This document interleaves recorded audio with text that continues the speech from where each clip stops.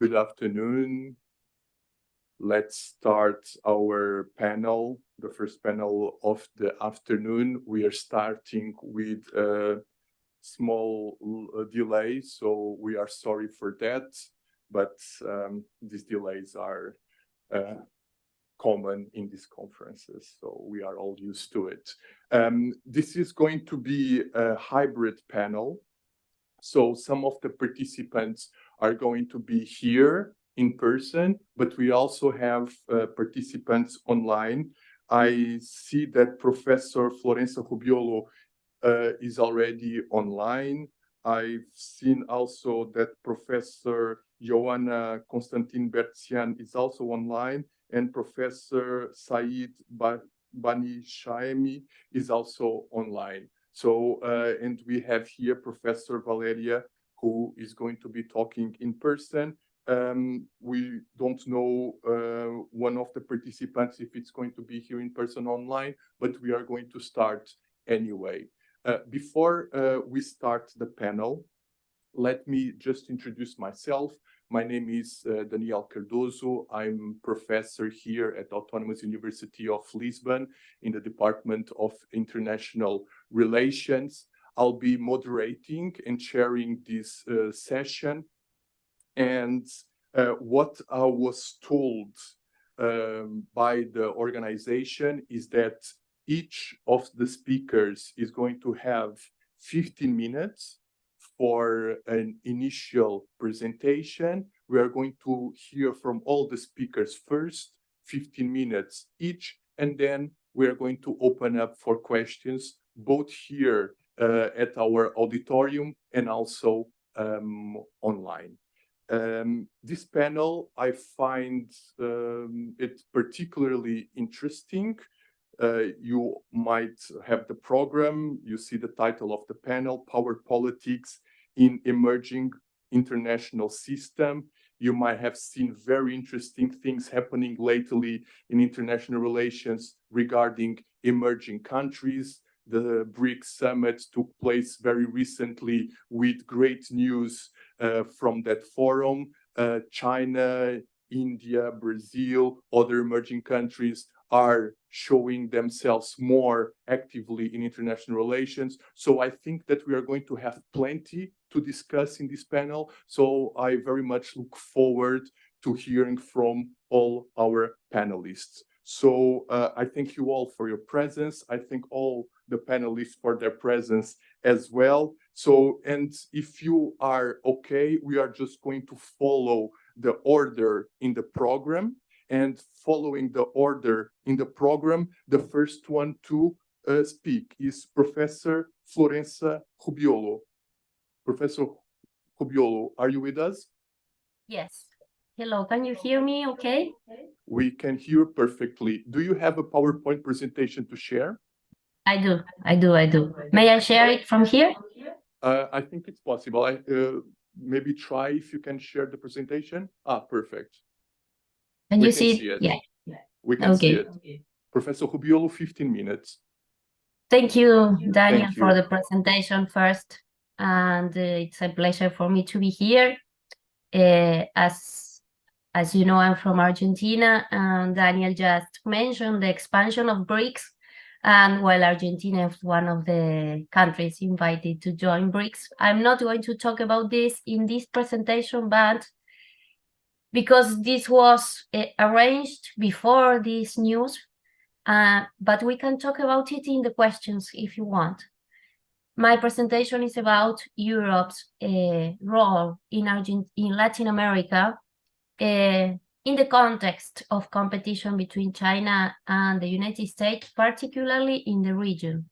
I will try to follow the time as closely as I can. First, an outline of my presentation. It will be just an overview on the global competition and the impact in Latin America, then Latin America's economic context and trade trends, particularly the recent ones, and finally Europe and Latin American recent developments. In the first place, the global competition, as you all know, became well known in the last years. But a starting point of our view is that this competition between United States and China was more a result than an objective. I mean, what I mean by this is that it resulted in a competition. Neither the United States nor China were looking to compete. And this is quite evident when we see that the rise in China, which is also a product of the international liberal order in which it developed, and through the resources the main powers in the system gave to China during at least 3 decades, commercial interdependence and production dependency is one of the main characteristics, right, of this competition, given the fact that China is today the United States' main imports market and the third export destination, making reshoring and friendshoring a complex task for the United States, even though it's been said many times it was a goal for the recent administrations. Then the rebalance to Asia implemented by the Obama administration during 2010 and followed on during the next administrations was a response to a rise in China expanding through Southeast Asia particularly, but which was also responded somehow by China implemented the Belt and Road Initiative, which is turning 10 years old this year, and somehow started to shape this competitive relationship while it was still interdependent. The Belt and Road, I wanted just to highlight, is a response to, in a way, to the United States more active presence in East Asia, but it is more a result and a response to domestic-driven needs in China. And finally, in this global competition, the Global South has a particular role for China's initiatives, much more than for Europe's or the United States initiatives, we could say the Western Bloc's initiatives. That's why the emergent countries or economies are being so appealed by Chinese initiatives globally. Latin America, in this context, became also a focus for China's policies, and right now it turned to be the main economic partner for Latin America, particularly for South America, as we will see in the next slide. In terms of Latin America, something important to understand when analyzing Latin America is that the economic needs and urgencies are the main axis of Latin America's integration with the world. And development is the primary goal.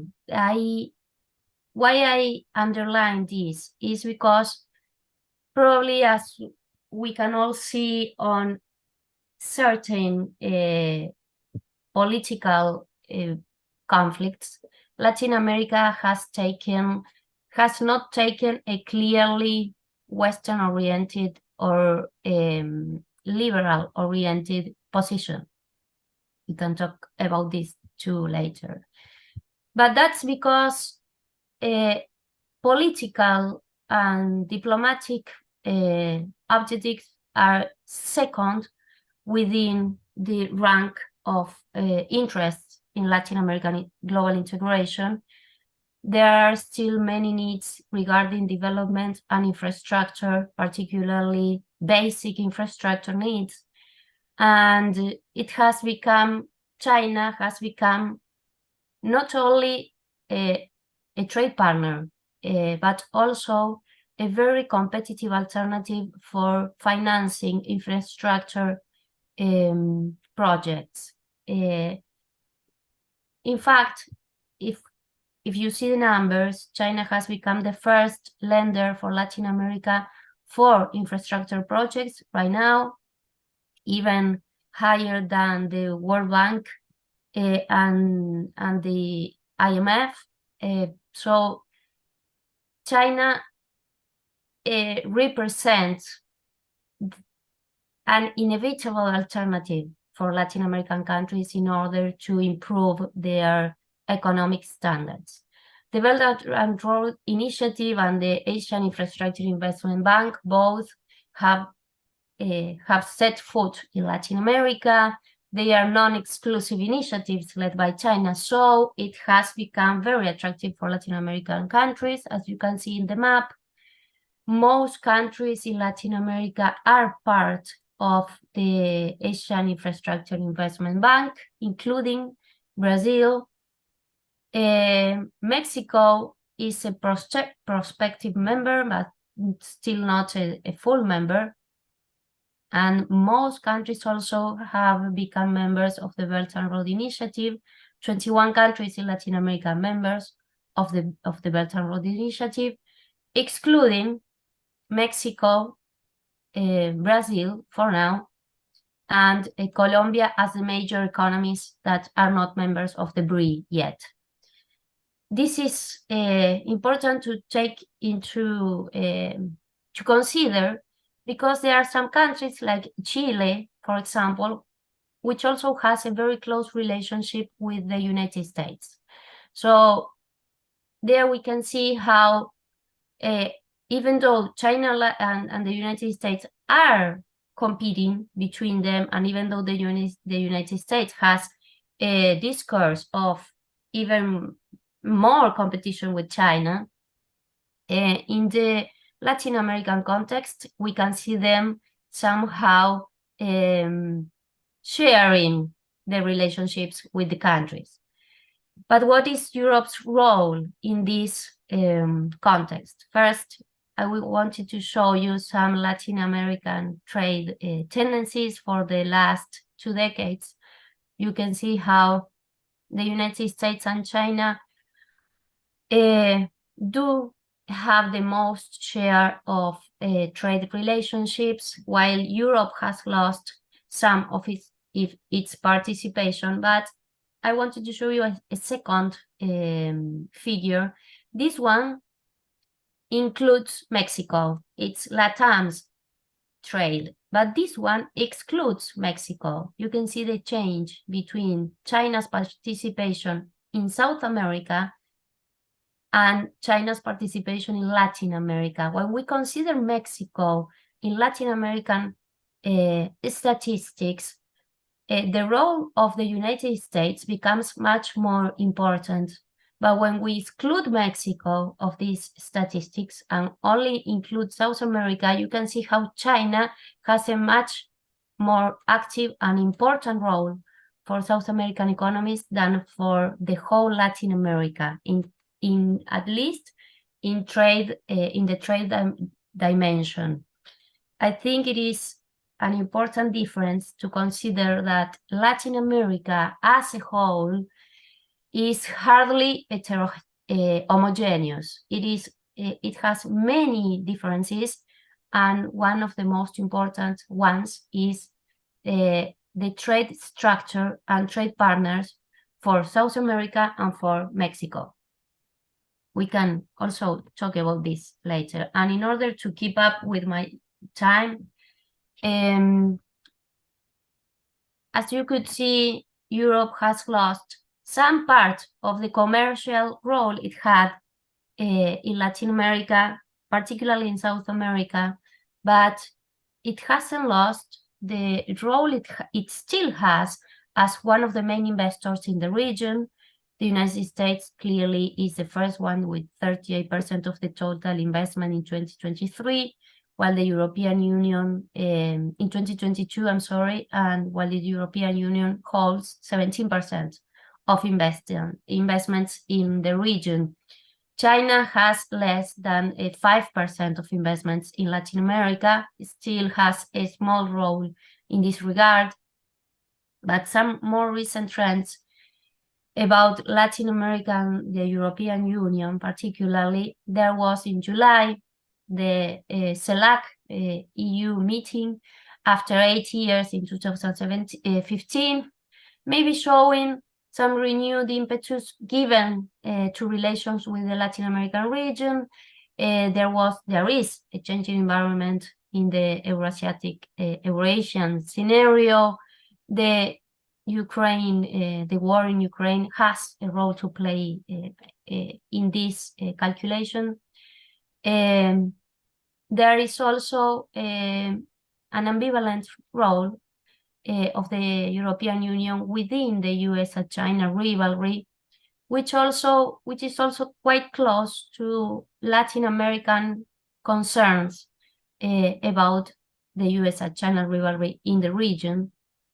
There is also a growing concern in the European Union, which matches Latin American concerns on economic dependence on China and the need for natural resources diversification, particularly that last one for the European Union, while Latin America is a rich natural resource region. So it could become an interesting market for the European Union too, although there are some obstacles on these developments.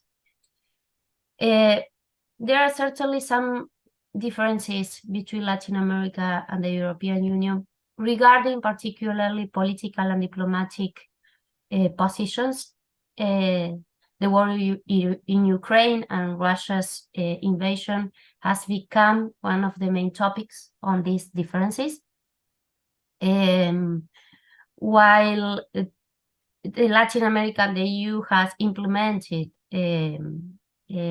measures against Russia's invasion and has condemned the invasion, Latin America has maintained relationships. I'm sorry, has maintained relationships and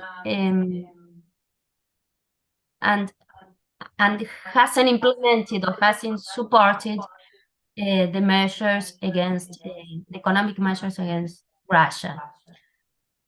I'm sorry, I'm hearing 5 minutes. like an echo. 5 minutes. I'm hearing an echo. Could you hear me now? Yes, I think because it's open the microphone. I was just saying 5 minutes more. Thank you. Thank you. And finally, the EU-Mercosur agreement signed in 2018, mostly intended to boost trade between Mercosur and the European Union, has made very small progress in the last 4 years. There are different reasons for it. Mostly for Latin America, for the Mercosur countries, particularly Brazil. Most reasons are the conditionalities imposed on exports becoming from the agricultural sector to the European Union, and environmental conditions and sustainability is one of the main concerns that the European Union is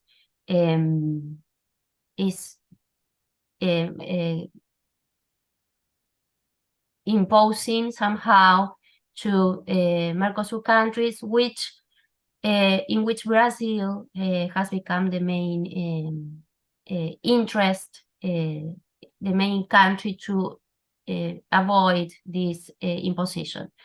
There are certain possibilities to advance, but it is clear there are opposing interests still, particularly from internal actors, both within Mercosur countries and within the European Union, within some of the European Union countries. To finalize, to end this, there are clearly shared opportunities and a shared need to enhance mutual relations in both regions.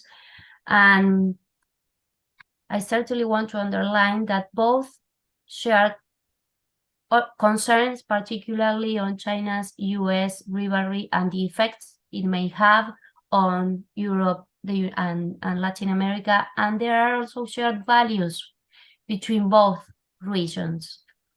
But there are also very different interests and needs, which are, I believe, becoming the main obstacles for a closer relationship in the last years, at least. And with that, I finish. Thank you. Gracias. Obrigada. Thank you very much, Florencia. And thank you so much for being very respectful of our time constraints. It was a perfect usage of time, so thank you very much for that. And thank you also for a very interesting presentation. I wrote down already some questions here that I would love to hear you more about that after our presentations, but we'll leave that also for the Q&A. So far, thank you very much.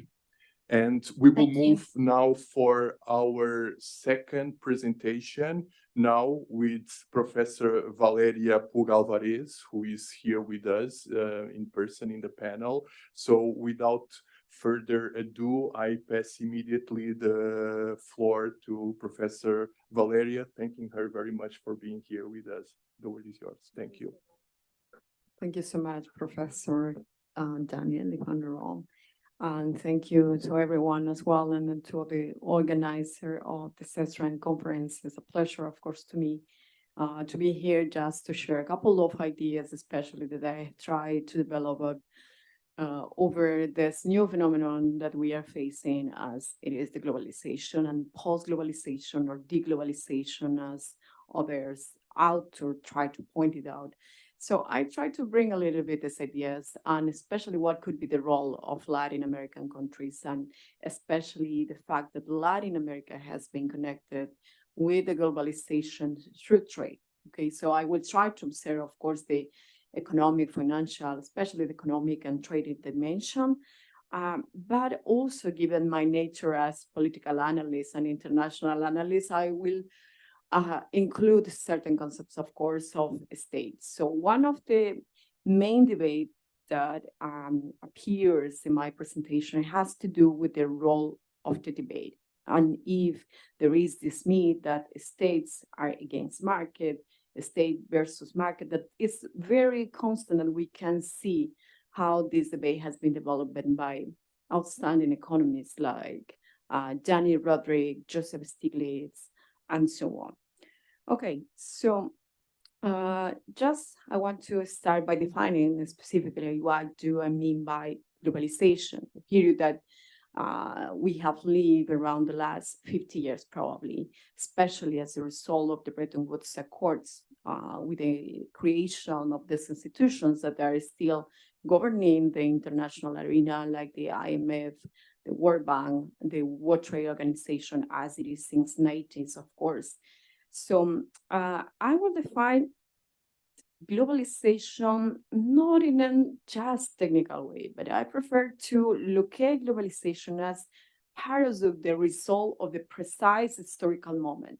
So in that sense, for this work that I'm trying to develop for this paper, is that we understand globalization as the process of increasing, of course, commercial, economic, and financial interdependence and dependence among states and non-state actors within the governance of the Bretton Woods Accords. It implies for sure the adoption of a certain and a specific economic model. That means the free trade model, the neoliberal model, as we used to say it also in Latin America. And also it has a condition of power. That means that it was created under the unipolar order of the United States, specifically, and in broader sense of the Atlantic Alliance, we may say. These Bretton Woods institutions, we cannot neglect that they have been successful in creating for the first time, let's say, an order, an international trade regime. If we trace back and how was history before the Bretton Woods institutions, practically we can say that in the mercantilist era, we are going to find that opening, let's say, the trade barriers for exporting products was basically through gangs. by words, okay? So in this case, we can see that diplomacy, of course, this aspect might be highlighted as a very important contribution from Bretton Woods regime, especially if I'm contrasting with the past of the wars of trade, that coercion, in this case, diplomacy replaced coercion. So that, of course, has been a success. But as any regime or group of institutions, we can observe that the results, of course, probably were not those results that we have expected.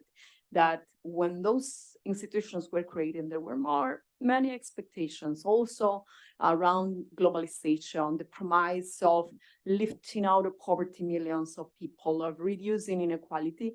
But we can see that the results, of course, of this globalization, specifically in trading terms, hasn't been that homogeneous everywhere. We can see mixed results, especially if we compare, of course, East Asia, that this region has been particularly successful. And in the case of Latin America, that unfortunately, we didn't have good results with globalization and neoliberal model, unfortunately. So the establishment of this organization in Latin America, we need to focus specifically on the role, especially of the IMFs, I will say, and the structural adjustment programs, that they were not that positive. During 80s, we were facing this debt crisis, and of course, there were many loans coming, especially from the IMF. These structural adjustment programs, of course, they try to enshrine certain austerity in the states in Latin America. So state investment in welfare areas such as health, education, these investments were reduced. This, as a consequence, sparked protests, repertoires, social mayhem, and political instability across the region, I think in the majority of the countries at least. So the promise of globalization and free trade as ways to alleviate poverty and to reduce inequality fell short before, we can say, the expectation. What these Bretton Woods institutions are saying? What is the argument? Because we can say that at least since the 90s, there has been certain disconformity with these institutions. And they respond basically, at least if we judge what Kristalina Georgieva, the managing director of the IMF, she recently has stated that she agrees that, of course, these Bretton Woods institutions, they need an overhaul, but especially in the review of quotas. So they are not focusing, the Bretton Woods system, unfortunately, is not reflecting the new change in geopolitical area. It's not reflecting that we have a new emerging country, or there's the rising of China, especially, or regional powers as Brazil, for example. So in this, we don't have any hint from the IMF, for instance, to think that any kind of review or overhaul, especially in the governance bodies, is possible at the head of the Bretton Woods. We might take that one point of tension, and that is why just to mention the previous presentation of my colleague in Argentina, that she was providing us some figures regarding how China has become a financial important actor in Latin America, has to do especially with this type of policies on the IMF. We can say that another relevant point of tension has been to find a balance between creditors' satisfaction and the sovereign right of nations to find their own development path. Okay, so eventually we find that this sort of SAPs, as I was mentioning, they were imposed, reducing the room of maneuver of the state. So, as Danny Roderick used to claim, where there is globalization, there are rules. What they are, who impose them, and how those are the only real questions. So here, I want to say that, or maybe I was wondering if it's possible to have different types of globalization surviving altogether.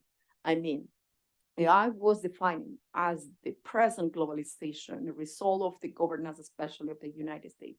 It is possible to have two orders in that sense, to have also the BRICS proposal surviving, or living together with a neoliberal model, or what is going to be the extension?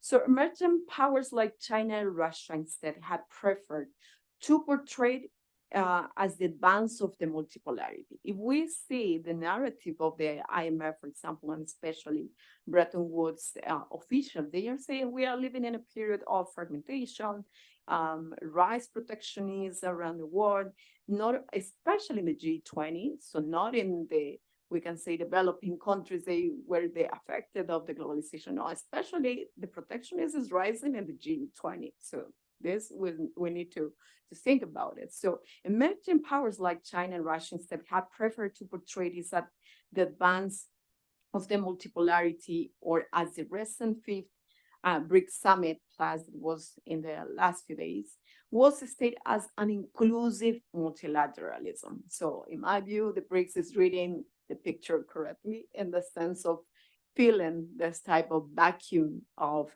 especially in the desires in the global south, to going through to have a voice in a multilateral system. Okay, how can we have a voice? So the BRICS, at least so far, is reading well in that sense. So we can say that there have been certain needs. The first is that this rise of protectionism was result of the COVID pandemics. And we can see, if we compare different periods of time, that this is not true. That the protectionism is rising, especially since 2008 of the financial crisis, international financial crisis. So we can see and we can interpret that rather this long-standing consequence, negative consequence, have provoked this rise of protectionism, not only the COVID pandemic in the 2020. Also, that there is a second myth that only global South countries were negatively affected by globalization. No, we can see that also, for example, inequality in the United States, the leading country of the globalization, we can say, was rising since the 70s. Also, third myth, that always that we are now facing this protectionism, but if we observe long periods of history, we can see that at several moments we have faced waves of protections and waves of free trade. So this is just part of the pattern. So it's not an exception. So going to the case of Latin America, I had to turn because of the time. I have a lot of data, of course. In the case of our continent, Latin America hasn't been that inserted, never was inserted so deep in the globalization process. So if we compare from one decade, 2012 until 2021, for example, we can say that always international trade in Latin America represented less, at least between 5 to 10 points, than to the rest of the world. So we are below of the average in the representation or how it represents international trade.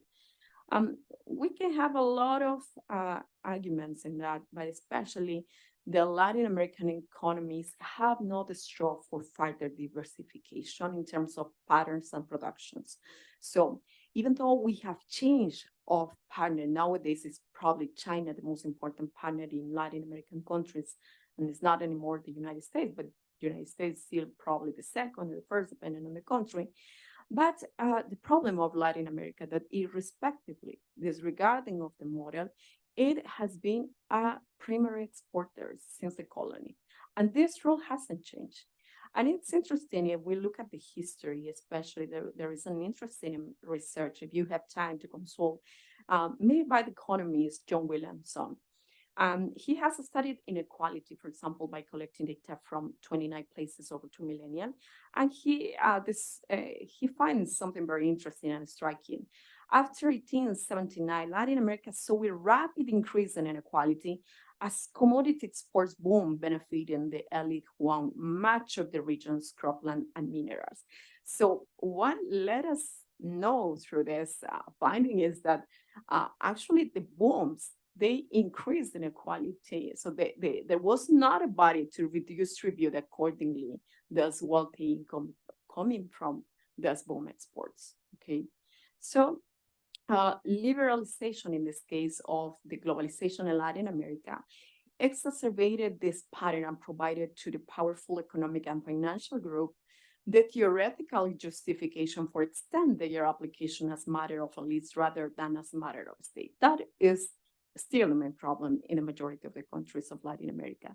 There was, in the case of East Asia, there was the state leading the process of redistributing or enforcing policies to administrate, to manage the globalization. In the majority of the countries, we can find that there was this state rather was the opposite, minimized in certain countries. So we don't have a strong state or a public policy to manage correctly the globalization as a process. So in these last years, we can see as well that with the deglobalization process, Latin America hasn't changed this policy of its role as primary exporter. Was this understanding that maybe because of this, the rising, the emerging powers may could have new policies, especially for transfer of technology. But so far, we can see that Latin America is still behaving in the same way as a primary exporter.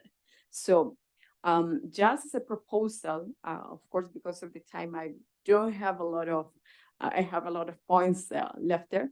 But an important and interesting point to highlight is that of course, it's still not evident that the Beijing consensus, I mean the BRICS, could automatically, as the Washington consensus is, lead to a mindset change, especially among elite groups, to a more public investment orientation in Latin America.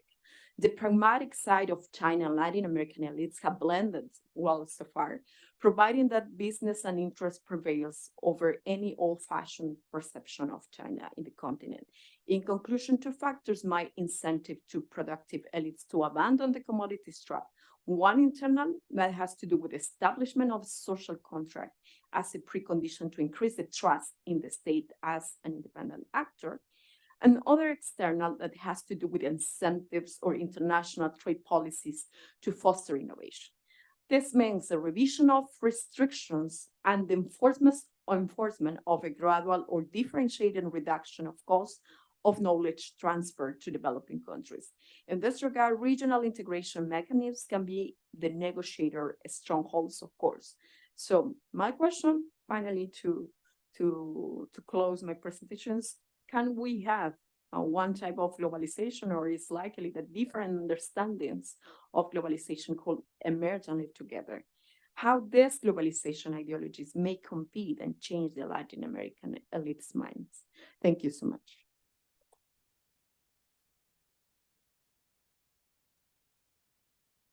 Valeria, thank you very much for also a very interesting presentation and also for respecting the time. It's also so important in our panel. We have a full panel of presenters, and I also have a couple of questions that I would like to pose to you in the Q&A session. You've touched on very important points, especially this question of primarization that is a recurring issue in Latin America, and it's so difficult to overcome. So I would like to hear you more about that then in the Q&A session as well. But so far, thank you very much for your presentation. Thank you. And I believe we have Michal. Yes. Michal. How do I say your name properly? Michal. Michal. You can say Michael. No, but it's Michal. Michal. Okay, Michal, is your name there? Okay, okay. So, Michal, very welcome. We are moving on to our third presentation. We are following the order in the program. That means that I'll give the word to Michal Bula from Charles University in Czech Republic. Michal, we are using 15 minutes per speaker, okay? So that we have enough time then for the Q&A session. I'm not sure if you have a PowerPoint presentation. Yeah, you do. Sure, there it is. Okay, okay. So everything is set. The word is yours. Go ahead. Just start my notes.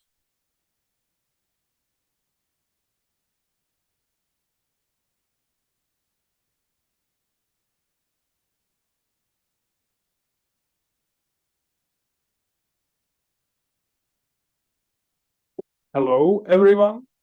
Thank you very much for your time and attention. And first of all, I would like to thank the CESRAN committee for that opportunity to present to you my paper. Thank you very much. The subject which I would like to present to you is actually American isolationism, which is a rather tricky concept, actually.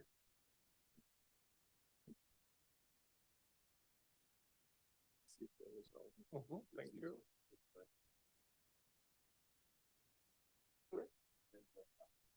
Now it's no. How can I move?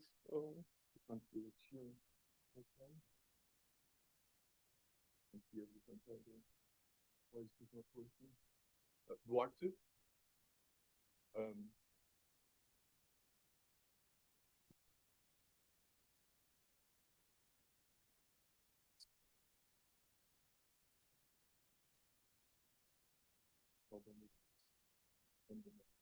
Of course. Thank you very much. If you want, you can start. Of course. So at first, I would like to tell you something about the flaws, actually, which suffers the problematic concept, actually. So the first big problem about this concept is actually that it has rather fluid content. It is non-specific and not clearly specific. It is rather vaguely abstract term, actually. Also, it has a very big qualitative timbre, and for most of the time, the term was used as the very pejorative and very tendentious term. Actually, it was political slur. Also, in the media and also in political debates, but even in academical debates, the term is used also as some unspecified category, which is like intuitively clear from the context what it means actually, but not clearly and explicitly stated very often. Hence, these are the motives actually which motivates me to take this research actually. Oh, not yet. Oh, never mind. So, oh, never mind.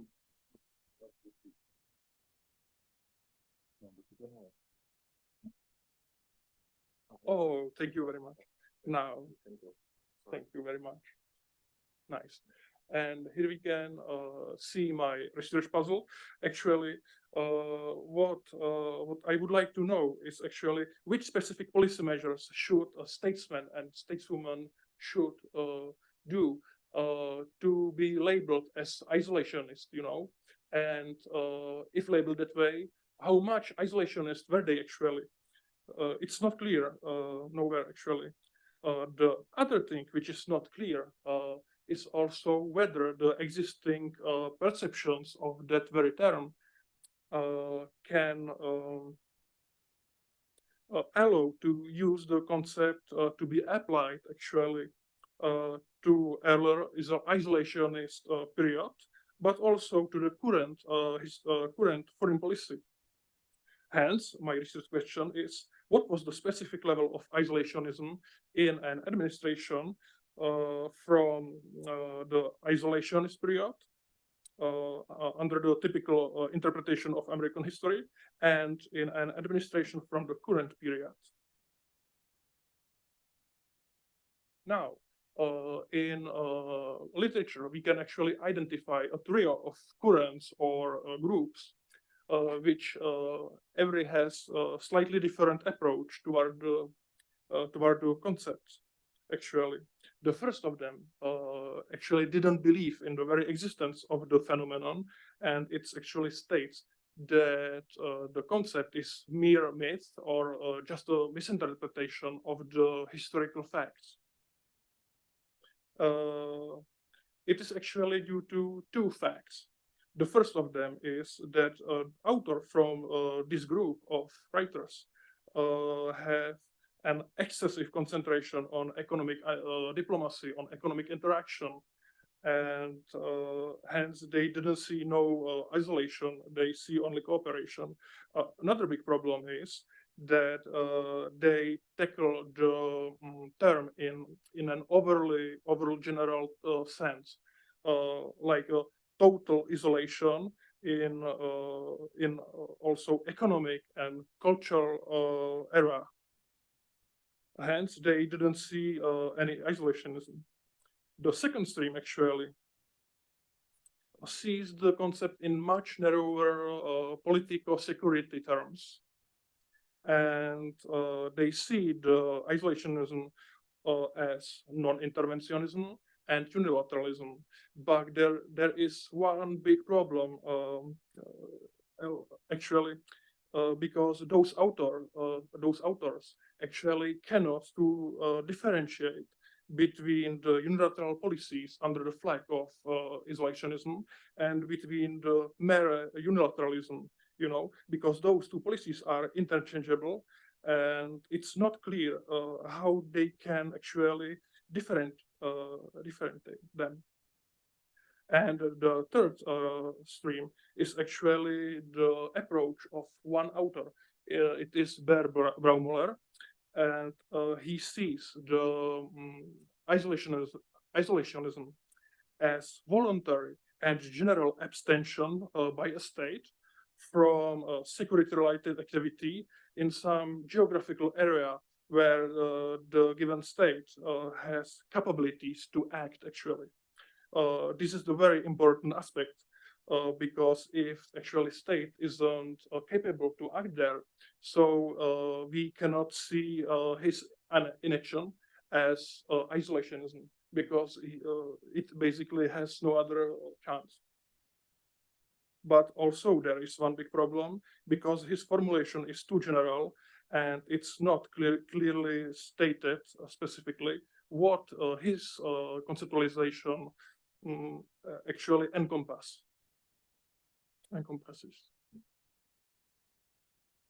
Hence, I have slightly different approach toward the term.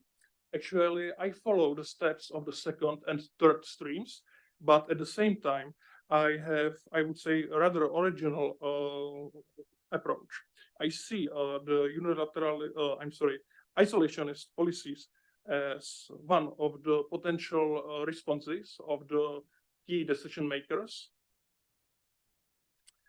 to some sudden, unexpected crisis, foreign policy crisis, actually. And no politician is completely isolationist. Such are only ideal cases. Also, the choice of an isolationist position or stance may be potentially present in the decisions of any statesman and any administration, according to my conceptualization. Hence, it is characterized by political disengagement, non-interventionism, in a geographical area where the state has capabilities to act, and at the same time, in a case where there is an imminent threat to the US citizens and also to the security, national security of the United States. In that case, this stance is also willing to undertake unilateral intervention within the limits of so-called defensive or minimal realism. Now, you can see clearly that my conception is very intertwined with the concept of intervention. Actually, I can see two forms of intervention. It is, first, it's an act that undermines the security of a given non-friendly, be it state or non-state actor. And secondly, it may be also act that increases the security capabilities and capacities of its opponents. It means strategic partners of the United States. So the confrontational variant, it might be done by direct military strike, but also indirect subversion, sabotage, cyber attacks, and so on. Also, it might be done through the economic sanctions. Then there is support for strategic partners, and it might be done by political security or military terms, or by economic assistance. Also, I have two isolationist conditions which help me to distinguish unilateral intervention under the banner of isolationism from merely unilateral policies.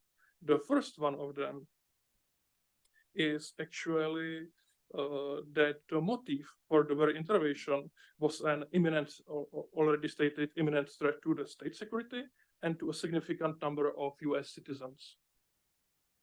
The second of these isolationist conditions are that before the implementation or authorization of the intervention, there should be evidence that the government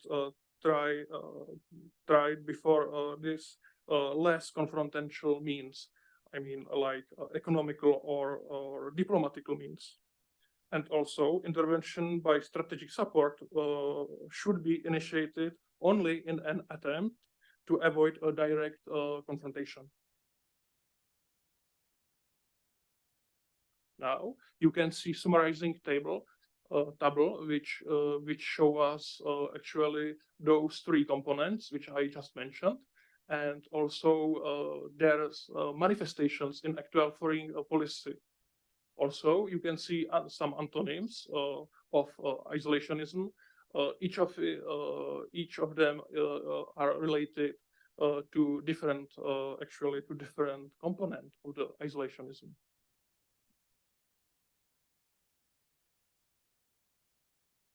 Now, I would like to tell you something about the methodology which I used in that analytical framework. So its objective is clearly stated. It's to determine the level of isolationism in any given administration from 1918. Because in the ICB database, which I use actually, there are data only to those after the First World War. Also, you can see that the formula for how to determine the level of isolationism is actually the ratio between number of isolationist responses, which president and other key decision makers adopted during the mandate, and total number of crises which occurred during the mandate as well. Also, there is one last variable, which is also very important, and it is intensity of isolationist responses. Because even if you have, for example, two administrations, and they have the same level, the same number of isolationist responses, and also during their mandates, the same total number of crises occurred. So there might be some qualitative difference between them. And this is the intensity of their responses, because it's a big difference if from the sky fall some ballistic rockets or just broadcasting from the Voice of America. So that's the formula, and this is how it is reflected.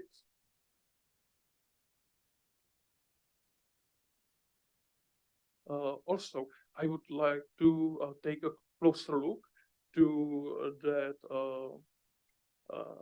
variable value of intensity. There you can see that actually the basis for the deriving of the value is actually the classification used by the ICB database. They actually differentiate eight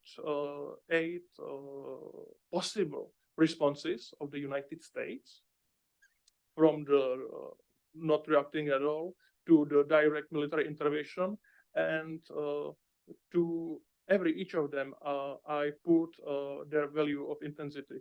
It is like notional strength on the one axis when the smallest value is 1 and the highest is 6. And then another very important variable is number of isolationist responses. And this is the part where I use selection procedure. Actually, it's a list of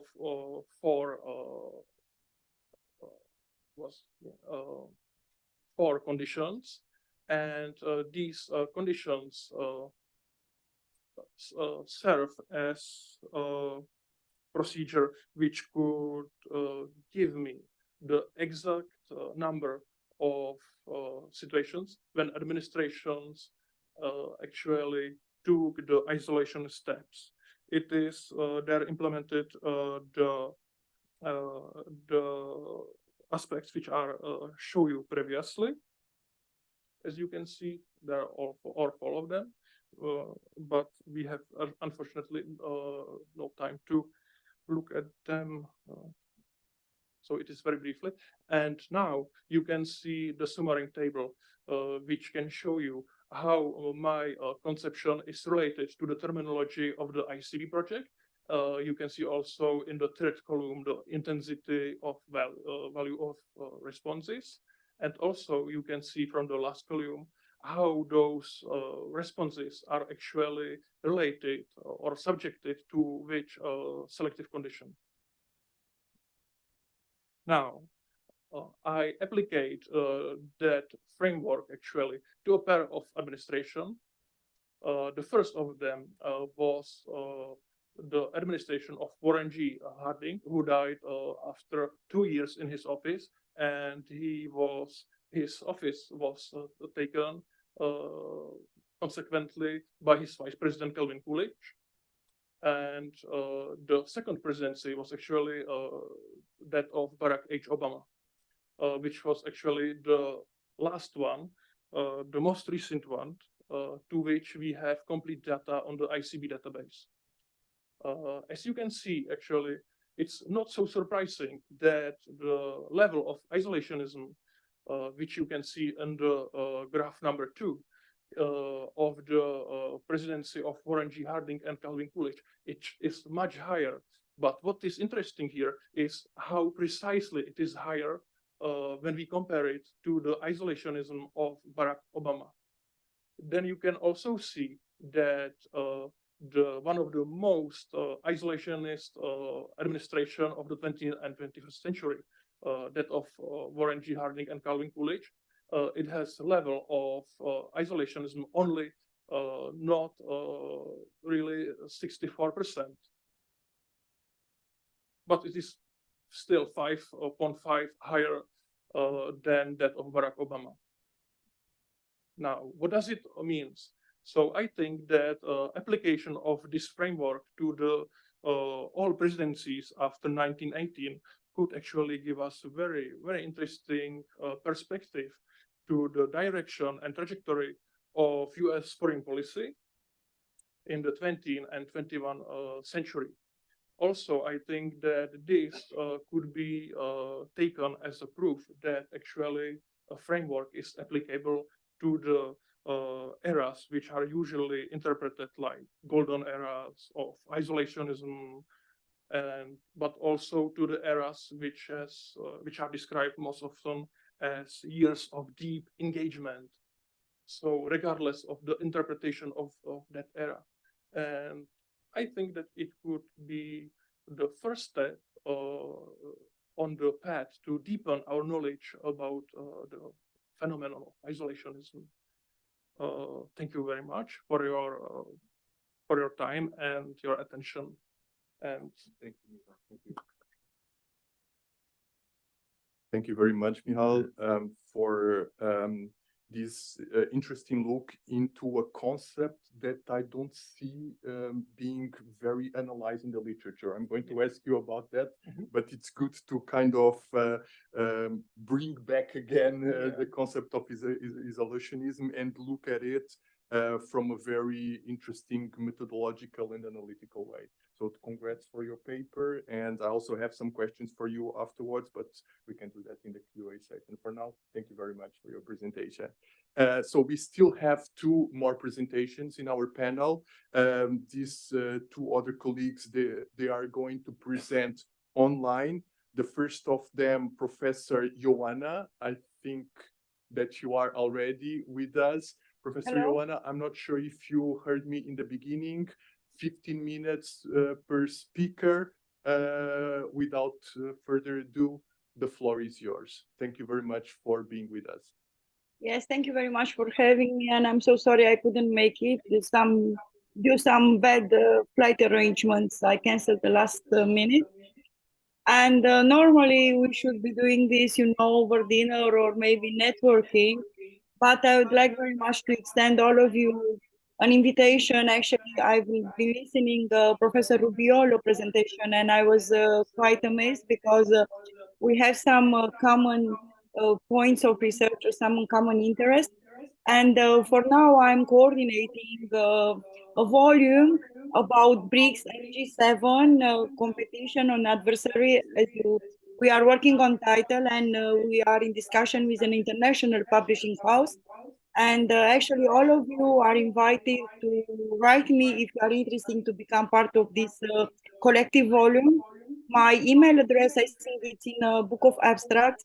So I'm sorry to say this, but normally we should be discussing this afterwards.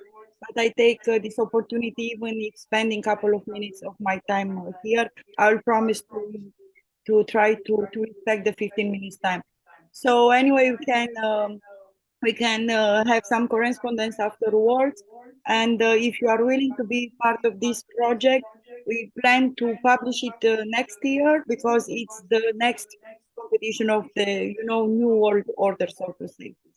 I also have a PowerPoint. Normally, I don't do this. I really like to speak freely and to have eye contact because I know PowerPoints, they can be sometimes too tough and too challenging, to follow what the speaker is saying and to read what is put there on those slides.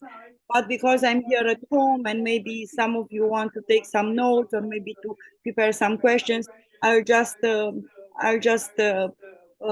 appeal to this form of communication, so to say.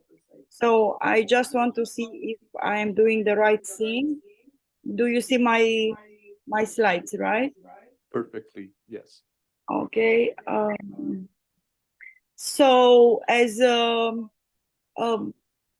we see in my presentation, is related to a very hot topic nowadays, not only nowadays, but nowadays maybe more than ever, because we are in the context of a war, especially for Romania or for the eastern countries in Europe, neighboring Ukraine. We are asking ourselves pretty much every day where this war is going to go, where it's going to end, how it's going to end, and we are witnessing all kind of narratives coming from Moscow regarding the use of nuclear weapons.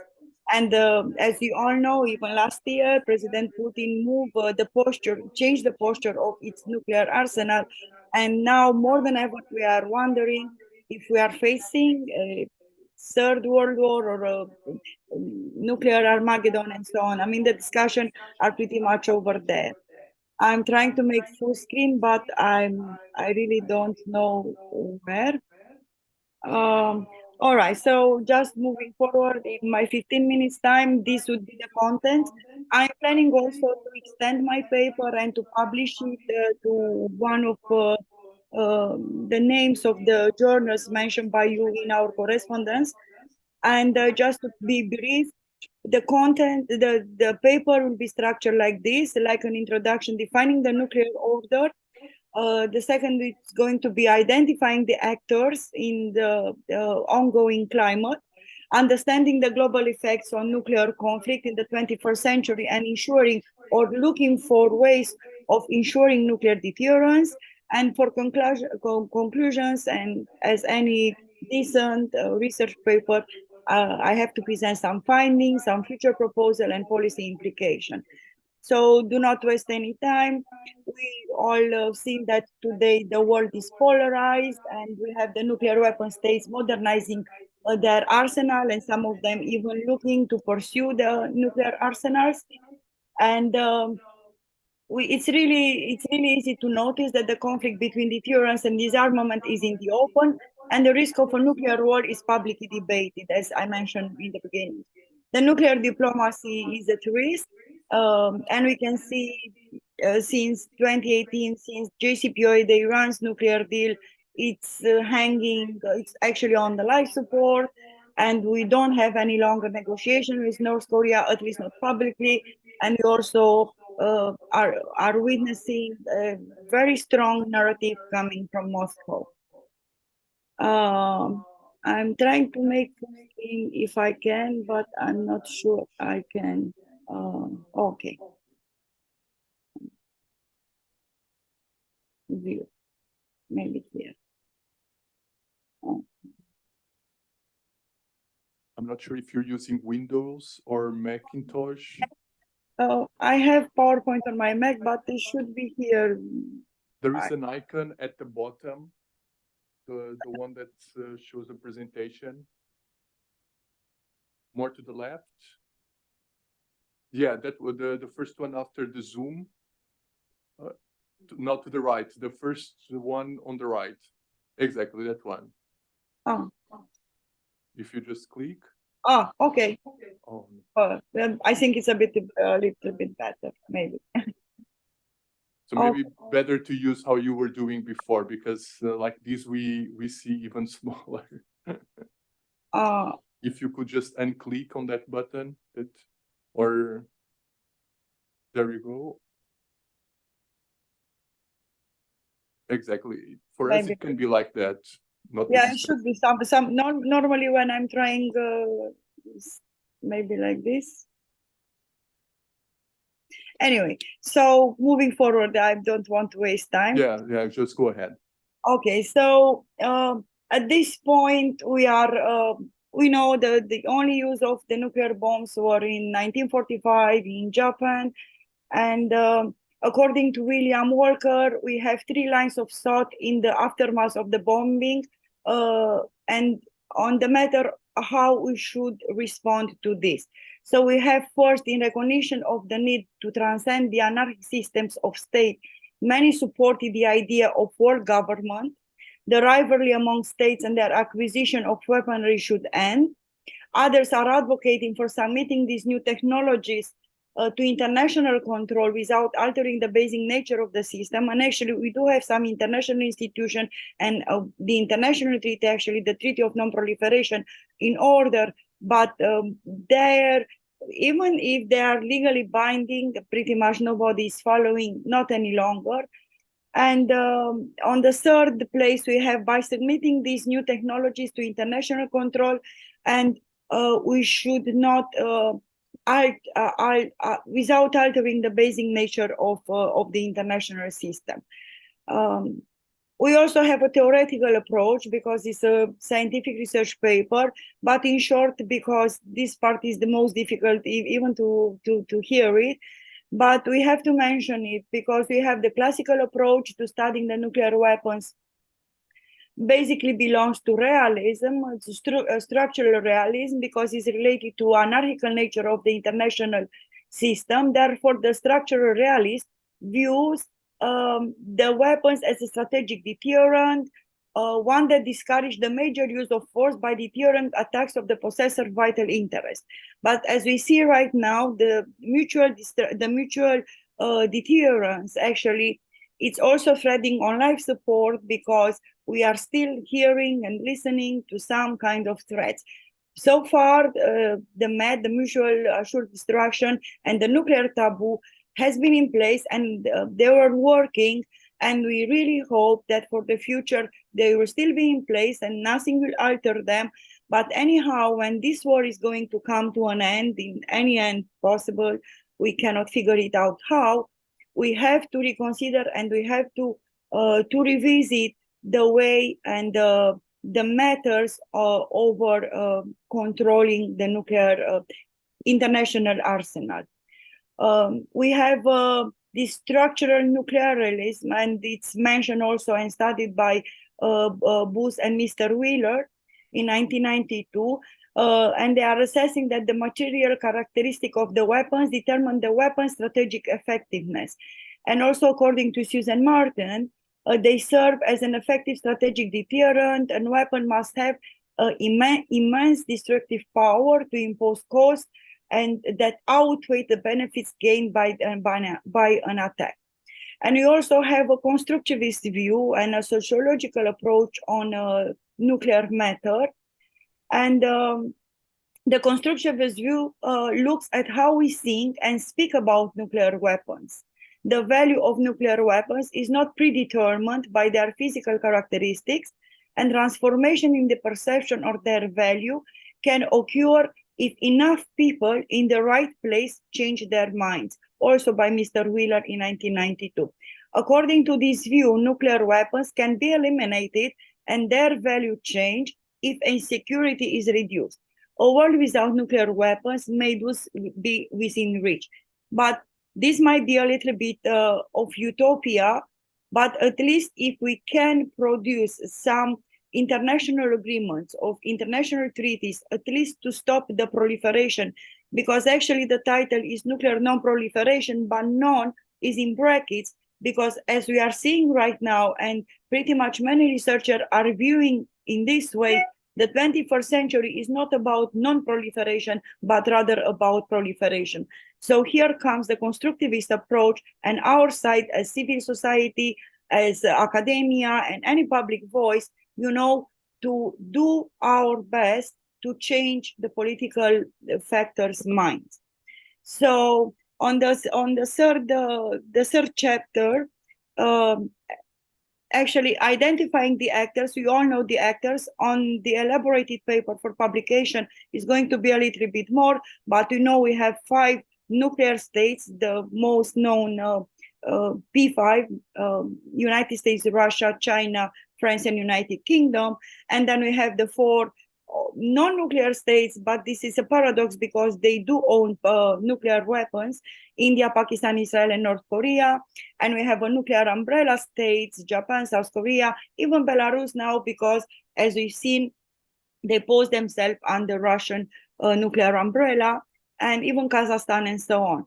And we have those the threshold states, which according to Pilat are Japan, Brazil, South Korea, and Italy. And here discussion can be elaborated because there are other states, including Saudi Arabia and Turkey, which may be informal and maybe not really loud, but they did expose their, or they manifest their intention to acquire or to pursue a military nuclear program. So the third chapter, it's understanding the global effects of nuclear conflicts in the 21st century and ensuring the nuclear deterrence.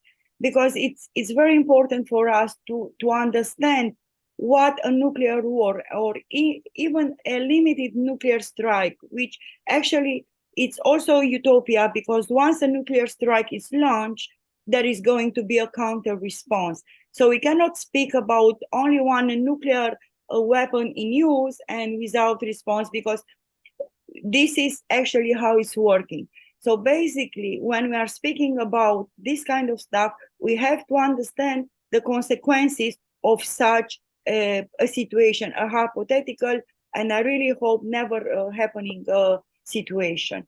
We all know the followings and the consequences of the bombings of Hiroshima and Nagasaki. We know that almost 100,000 people died on spots, and then another hundreds of thousands of people has been affected and died of different disease. But beside that, we have also a possible global scale disaster, which can be translated in a crisis of security, energy, security, food crisis, and so on and so forth. You know, studies actually have shown that even a regional nuclear conflict, for example, so to say, not to mention Russia or Ukraine, because Ukraine does not possess nuclear weapon, but a Western side can decide to defend it nuclearly if, God forbid, will be the case. But so to say, between India and Pakistan, or Israel and potentially Iran in some future, such a conflict would likely result in a sudden and severe global cooling that would last for more than a decade. The decline in temperature and precipitation would disproportionately affect the most important grain growing and exporting regions in North America and Eurasia, and the result in severe production shocks and the prolonged disruption of global food distribution and international trade. Also, critical infrastructure, such as energy systems and global supply chain, are very vulnerable in such a scenario. And we shall have a GDP crashes, skyrocketing inflation, power grid failures, and, as I said, the collapse of import-export trade. And amid rising concern about the possibility of Russian nuclear use in Ukraine and the later escalation, from the Western side, it is more important than ever to quantify and reach definitive conclusions about the global and longer-term effects of nuclear explosion. While this paper is under development, there are steps everyone can take to improve the public discourse on nuclear weapons, communicating nuclear effects in less sensationalist way, considering the significant difference between nuclear and non-nuclear devastation before drawing comparisons, and expanding efforts to educate friends and peers about the true effects of nuclear weapons. Better communication and clear modern research will increase awareness and catalyze action to reduce the risk of nuclear weapon use. And I look forward. Ioana, sorry to interrupt. 5 minutes more, okay? Yes, I'm looking forward to conclusions, the last chapter.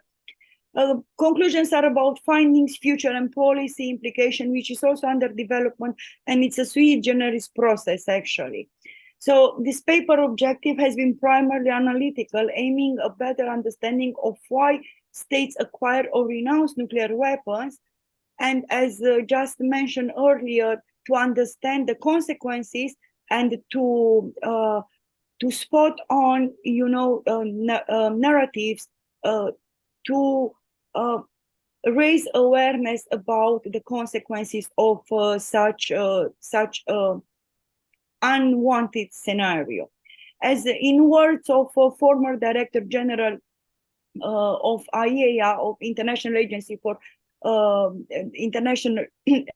for Atomic Energy, Mr. Mohamed Al-Baradei, he said technology has come out of the box. We need to have different approach to handling issues of non-proliferation. This should not consist only of controlling the source of the water, the heavy water, his meaning, but we must look at the reason why countries are trying to acquire nuclear weapons, and I would add for myself why they are even mentioning the use of them. Since the end of the Cold War, legitimate questions have been raised about how universally appropriate deterrence is the answer to existential security risk in a world of multiple state and potentially no states nuclear weapons. However, the real challenges are yet to come, especially under the light of or in the context of this war in Ukraine. So finding solution to ameliorate proliferation requires time, tech, and above all decision that can even destroy sometimes political career. And I'm afraid that's the reason why nobody dares, to tackle them at their very core. But if the rise of China and the war in Ukraine is, at least for the time being, beyond the West's control or bargaining power, because these are the two main topics of discussion, even in political realm, also in academia realm, the emergence of China as a superpower and the war in Ukraine. So if we cannot control this at the time, and we have the history to make it pass, at least reducing the nuclear proliferation is within the reach of decision makers, and it always has been there.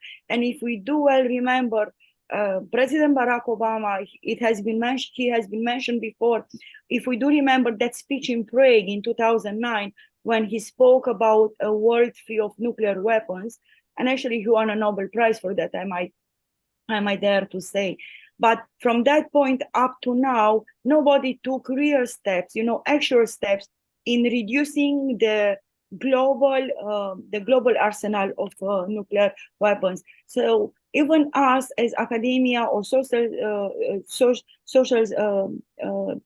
society, we can at least speak up about this, because we do have the education to do it and we have a voice.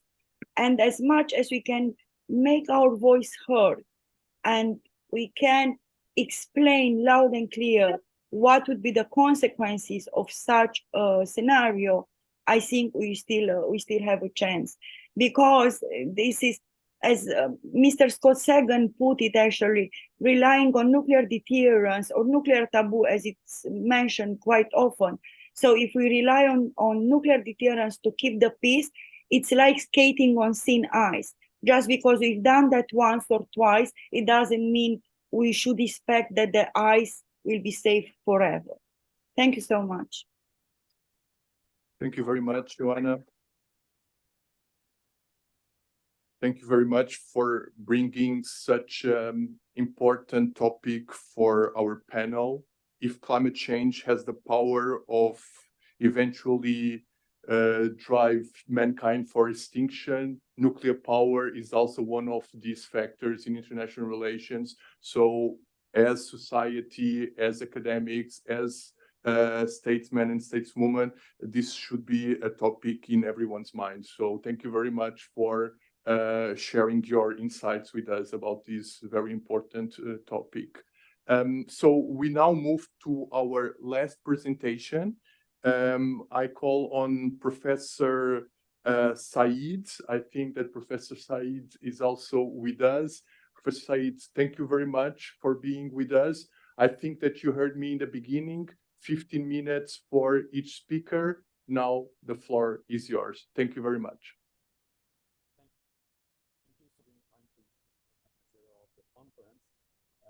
Professor, I think you have to unmute. I'm not sure if you are mute. Unmute.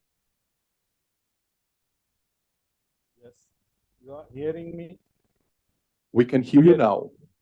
Yeah. Yes. Yes. Thank you so much for the organizer of the conference to given time to me to share my experience in the conference. Since I am from mathematics and computer science in the Ministry of Foreign Affairs, I am very interested to share my experience.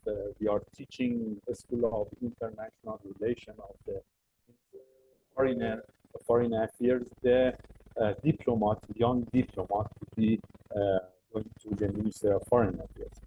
So my topic is about I am game theorist and also AI specialist. I'm going to share my PowerPoint.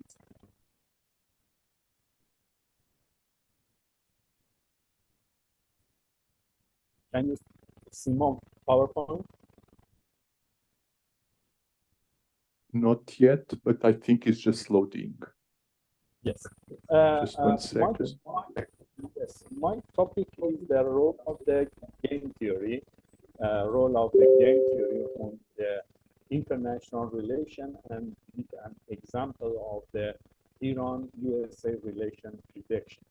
So the game theory is one of the most famous poet of the Iran, Cardoso, 1,000 years ago, had a poem about the, I translated the Persian.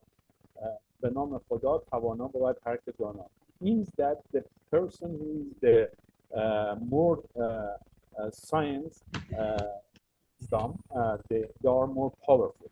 So my topic is based on the big data that these days is very interesting for everybody in any subject.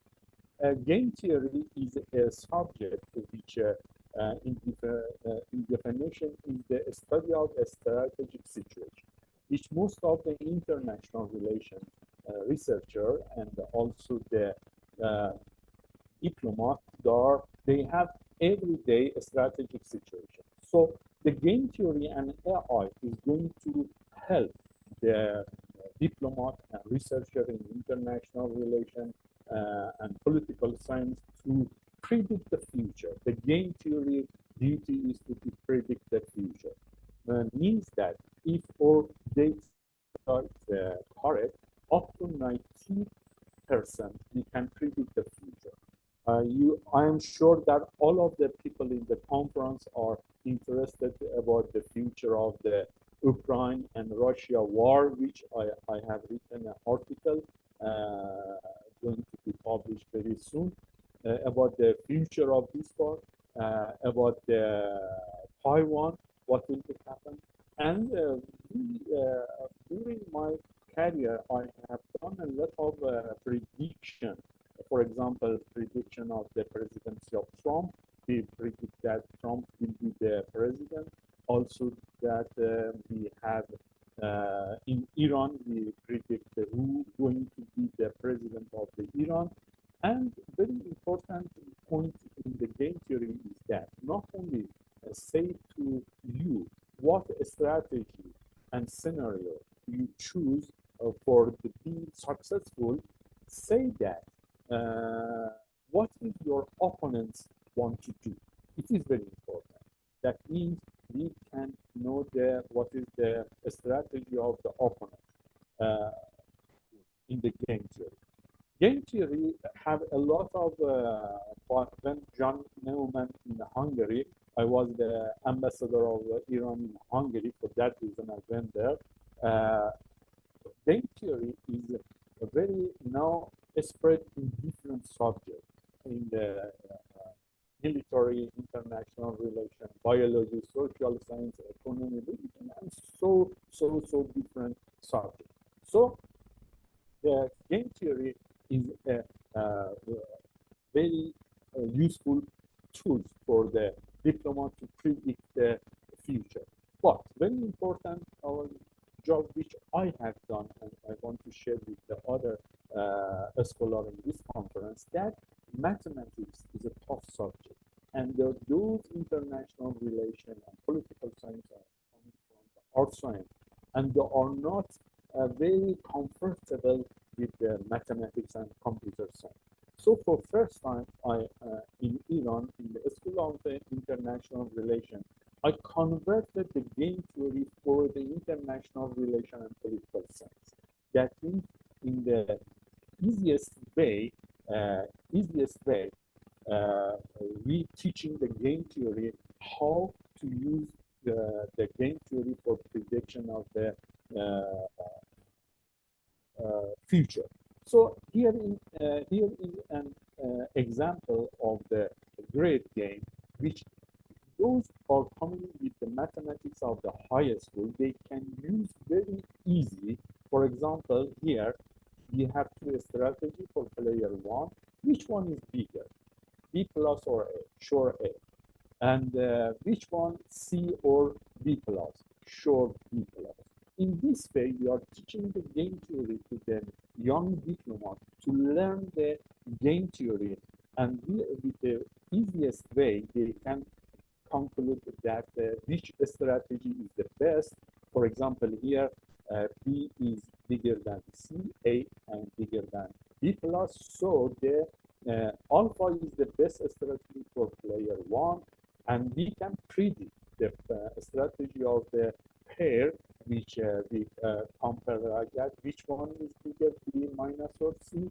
Sure, B minus. A is bigger than B plus. Sure, the alpha is the best strategy. So in this content, very easy, diplomat can understand that they must choose which strategy is better for them, and as I told, which strategy for opponents. Alpha. We know that in the negotiation, in the economy, in the social relation, we must choose which strategy is better. So I have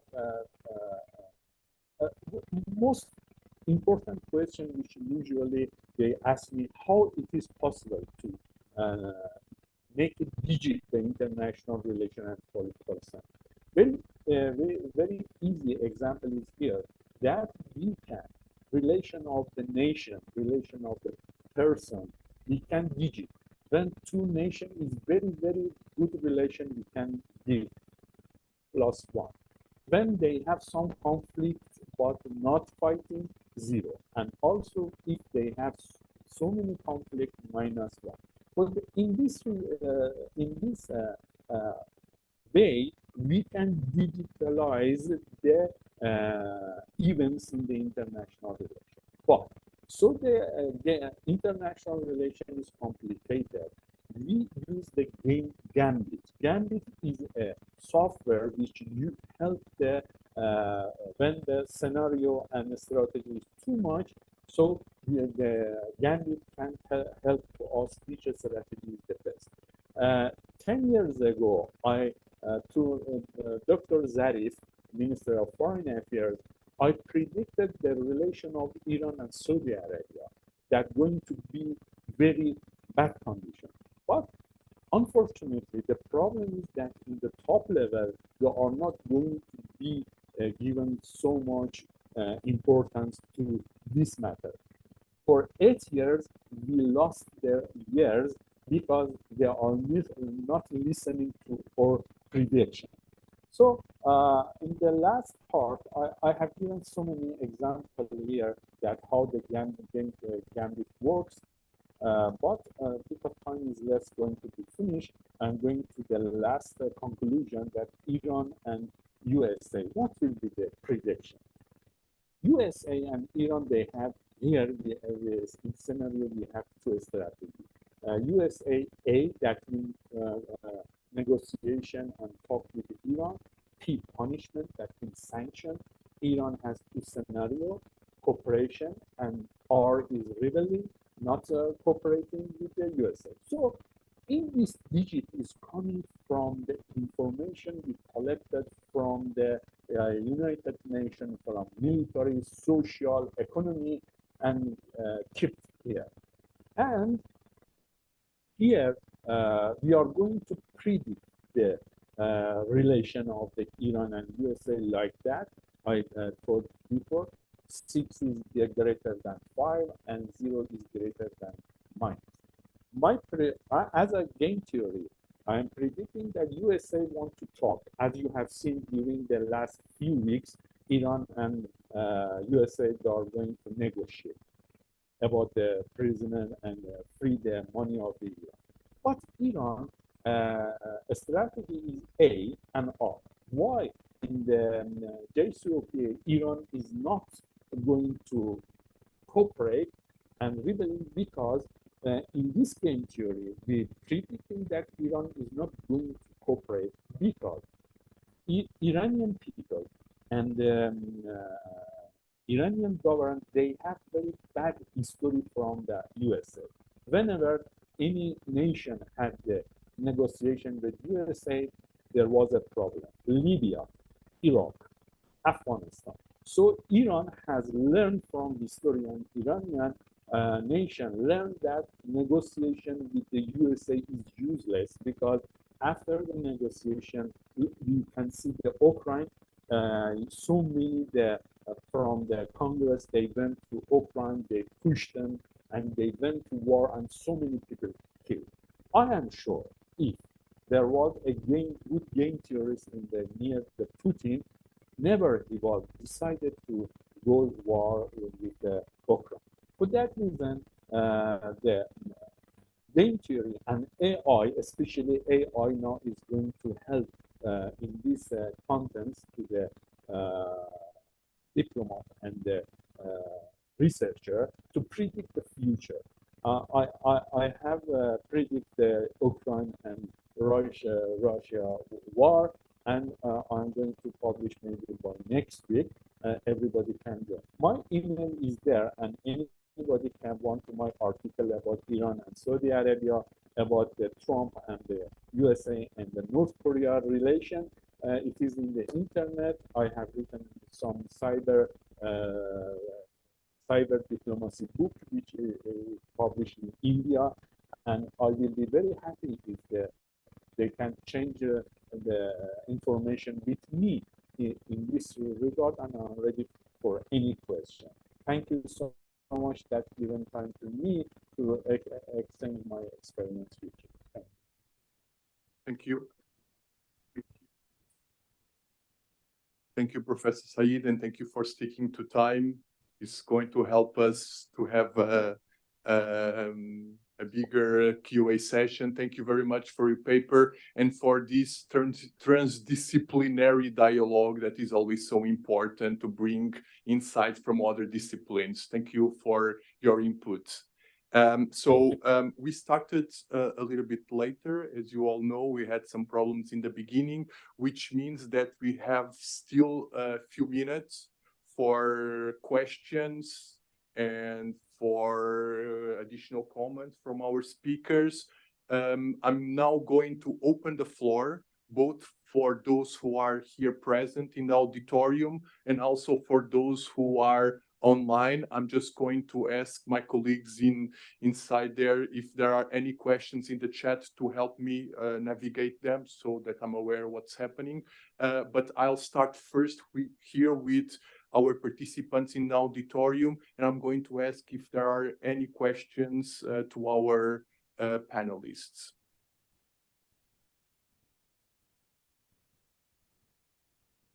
I'll just ask you to briefly introduce yourself and to be brief with the question as well. Okay, so my name is Luis Gouveia. I'm a PhD student from the University of Coimbra. I have a question for Professor Valeria, and thank you all of you for your presentation. And when you were talking about globalization in Latin America, especially when you mentioned 2008 as a year that have a change in policy, what I would like to ask you is regarding the political atmosphere of Latin America, more specifically regarding Bolivarianism, not only in Venezuela, but also if we think of Morales and Correa, and we know they are against globalization. And right now, with this new emergence of left-wing presidents in Latin America, if you think that we might be arriving a new moment of changes regarding globalization. Thank you very much. I guess if you're okay with it, we're just going to collect a couple of questions and then I give you the word again. So more questions here in the audience, additional questions to pose to our speakers. Carlos, please introduce yourself as well and then pose a brief question. Carlos Martins, PhD student, Universidade Autônoma de Lisboa. Professor, you believe that the idea of Latin America, South America in particular, like a primary productor, can represent idea of the environment questions can be used to keep what historiography says colonial pactum. So the environment things, environment subjects used in the European Union can be used nowadays to keep the Latin America as always. This is the question. Okay, thank you, Carlos. An additional question before we close this round here in the audience. If there are no questions here in the audience, I can go to our participants online. Is there any question? If you have any question, either pose it on the chat or just raise your hand and I give you the floor. Okay, there is a question. You can unmute yourself and please introduce yourself and just pose the question briefly. Thank you. Hello, everyone. My name is Ms. Roshan Taj Hamayoun. I am currently a PhD student at Istanbul Sabahattin Zem University in Turkey. My question is to Mr. Michal Bula. I hope I'm pronouncing your name correctly. You were talking about isolationism, US. So I just want to have your take on, like, you know that the disadvantages of isolationism should be considered alongside its potential advantages, which may include reduced military engagement, fiscal savings, and a focus on domestic priorities. So I think that foreign policy decisions are complex and the outcomes depend on a variety of factors, including the specific circumstances of the time and goals of the nation. So what is your take on?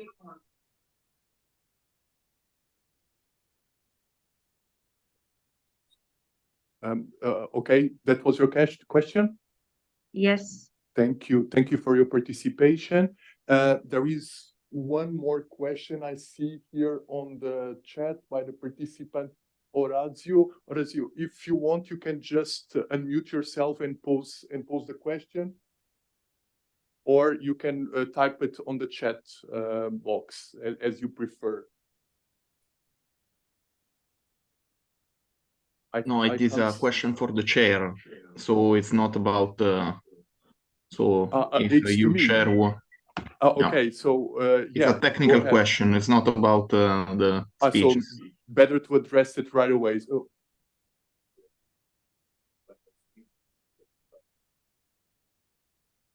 you're going to speak in the panel after this one?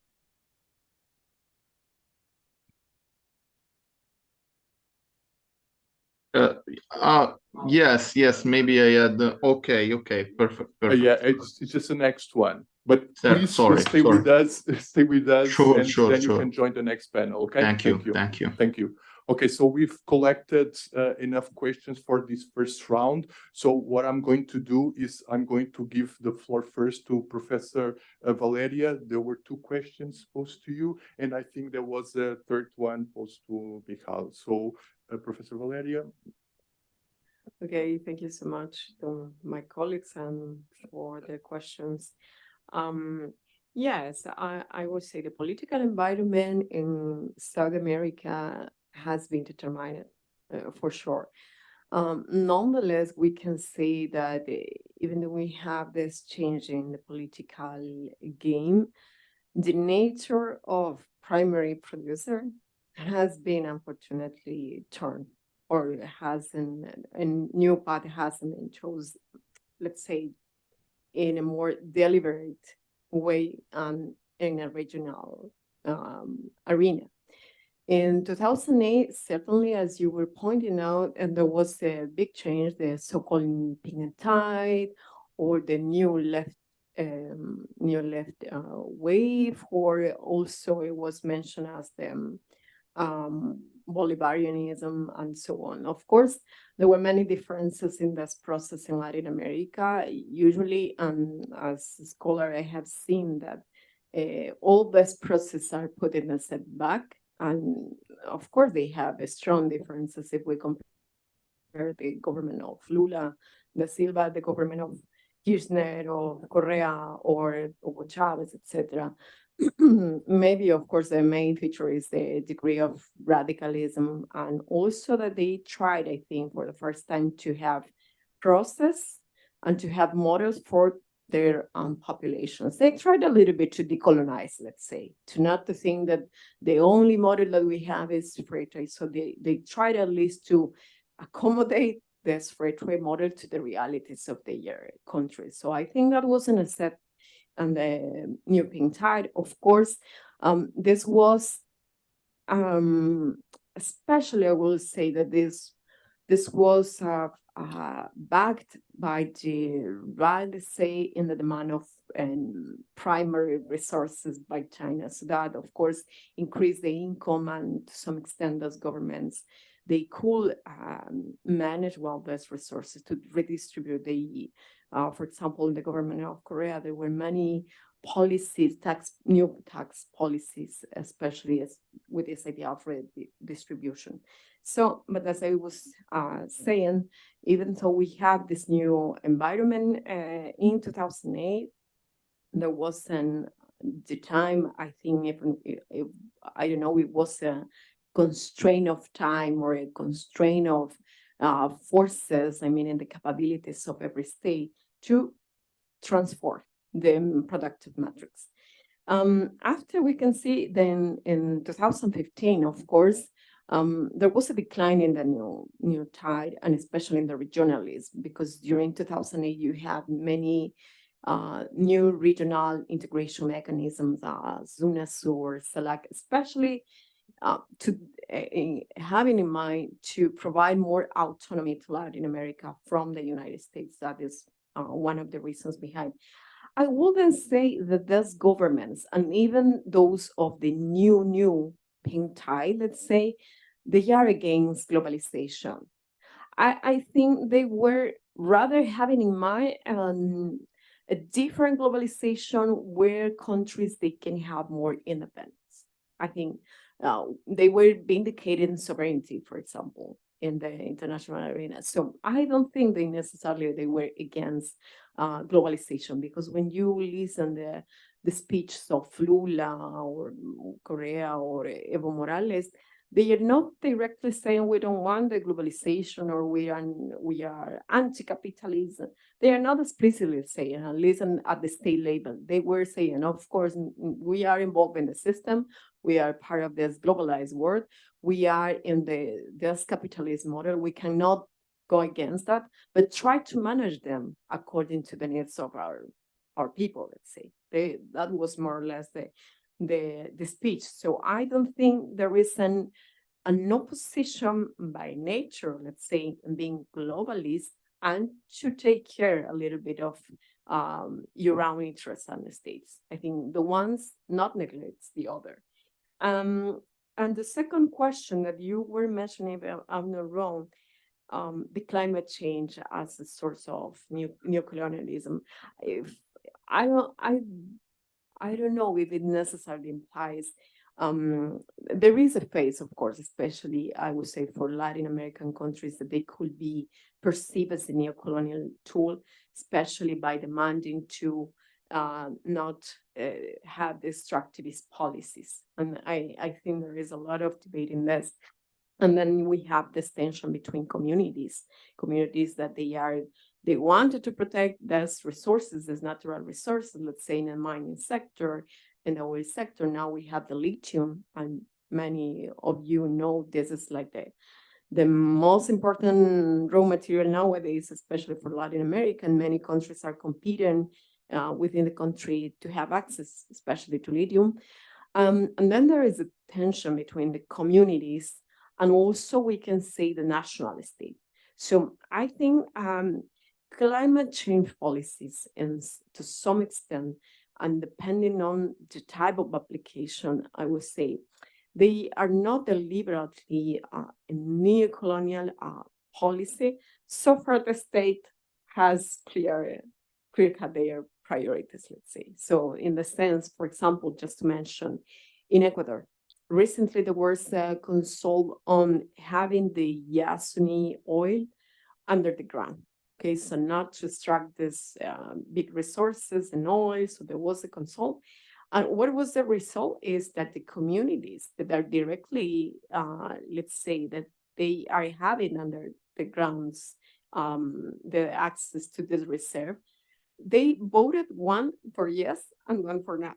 So we have here mixed result. And then you observe the rest of the country, they agree in having these resources under the ground. So of course, in this case, we can observe, I will say, especially tension between the community and the nation state, the state and the community, let's say, understanding that they are fighting each other. So especially, I will say the same is happening also in Brazil, that you have this tension, especially with communities.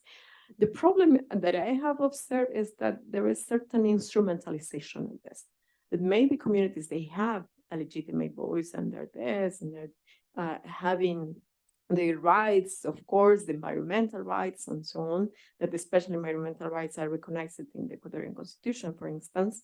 So they have, of course, a clear voice there and a clear role, but usually, eventually, in certain parts of Latin America, they have been, we cannot deny that they've been instrumentalized by NGOs, but foreign NGOs, by transnational companies, even in certain cases, or to damage a competitor. That it has happened, that one mining company to undermine the position of the other company, they have used and instrumentalized this type of community. So we cannot neglect also deny this type of maneuvers, let's say, that international actors have, and that there is, in certain cases, a manipulation under the idea of promoting the climate change. Yes, thank you. Thank you, Valeria. I'll give the floor now to Michal. Michal, you can answer the question. Thank you very much. So I believe that your question actually is concerned about pros and cons of isolationism. I think that the best approach how to tackle that very useful, very practical one question is actually to see the isolationism as a strategy, as a security strategy. And there are quite a few authors who tackle the term by this way. I could mention, for example, Barry Posson on Andrew Ross, or, for example, Robert J. Art. I would recommend their pieces to you if you are interested in the in this problematics. And it's actually very difficult questions because they are quite very contradictory answers to your question. You know, should we send our boys to some foreign land which are far away? Should we patrol foreign shores and stuff like that? I would say that most of the authors which I would recommend to you, those strategists, they would say that the massive international like engagement or too much of isolationism, it's both extremes which are not so appropriate, and maybe the compromise between those two poles of the axis would be the most appropriate. So from the view of the United States of America, they definitely, according to those authors, they definitely shouldn't be so much engaged like after the end of the Cold War. You know, that massive internationalism, it was too much. There were some fiascos like in the 1994 Somalia and stuff like that. So I would say that their answer would be the best, like compromise between those two extremes.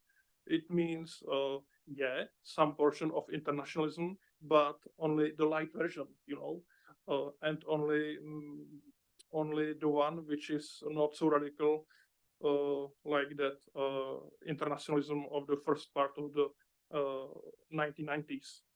Also, there is a different approach.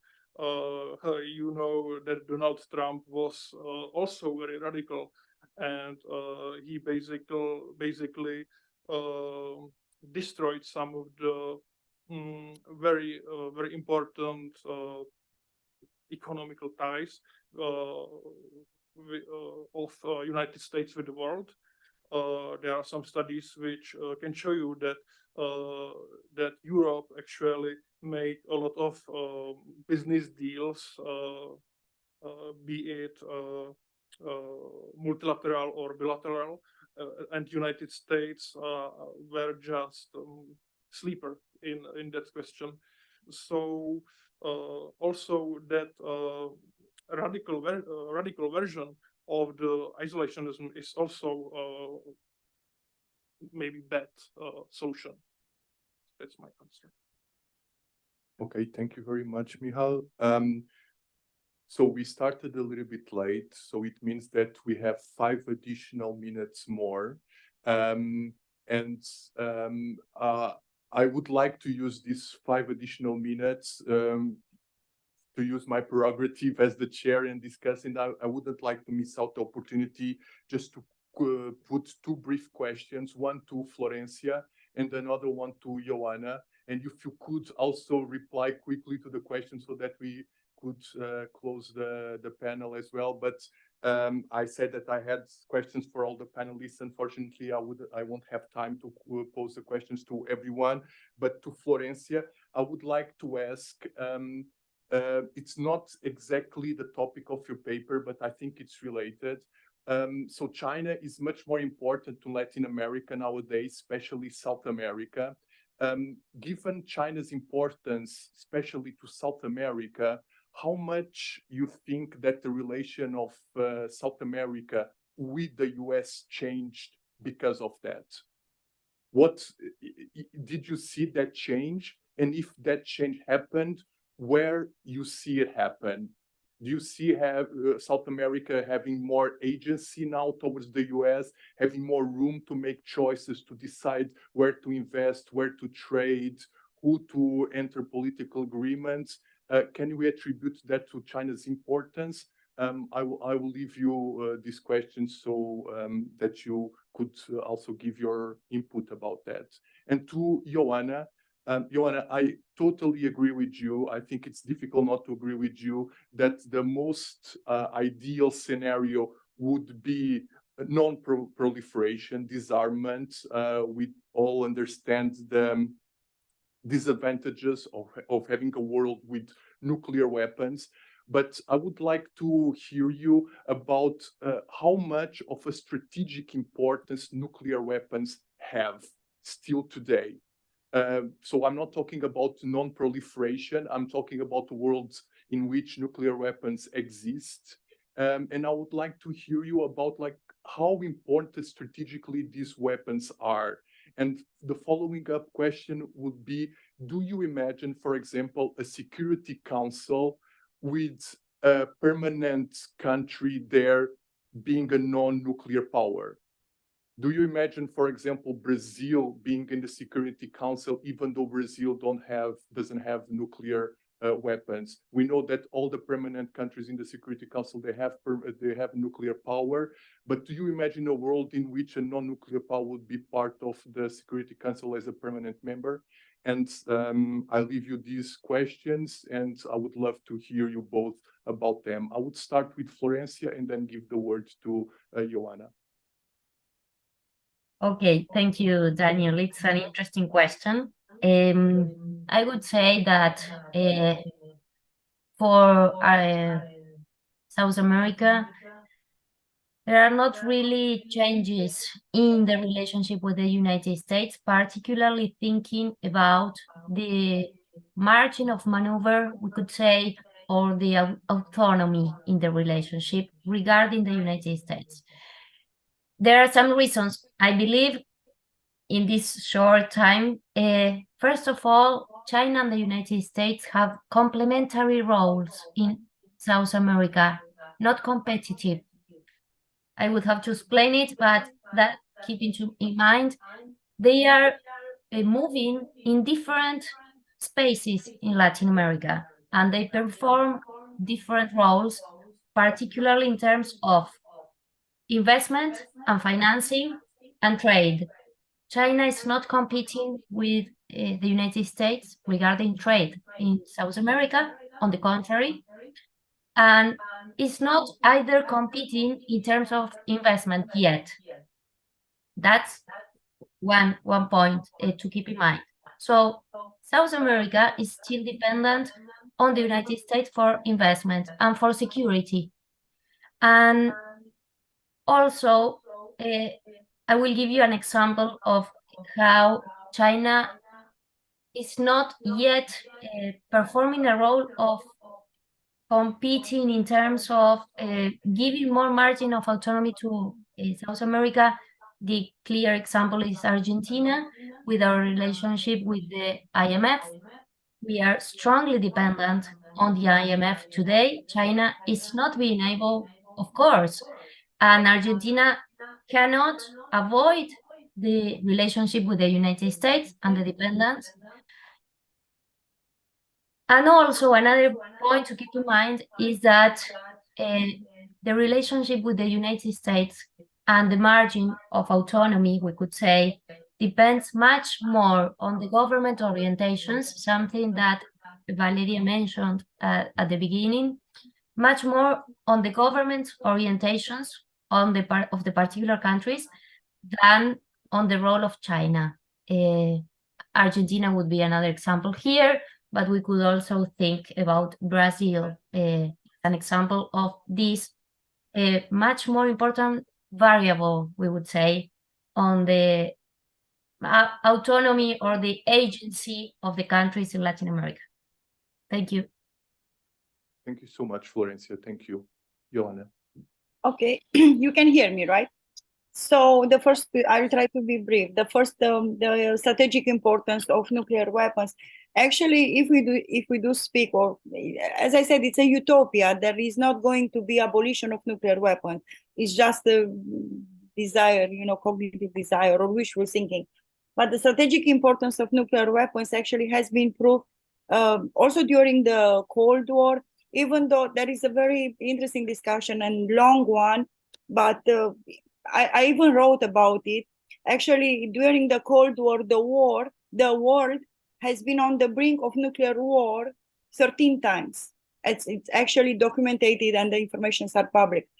But however, strategic means mutual assured destruction, nuclear taboo, and as we explained, we have to be sure that one force is not bigger. You have to make sure that your force is big enough, to just cut off any other response. So this strategy worked actually, and this strategic purpose of the nuclear weapons work even in war in Ukraine, because basically Russian Federation, knowing that there are United States with pretty much almost an equal arsenal. Russia is the biggest, but also United States plus France and United Kingdom supposedly, to make a common front against Russia, somehow stopped and make think twice the Russian policymakers or decision makers, to use nuclear weapons.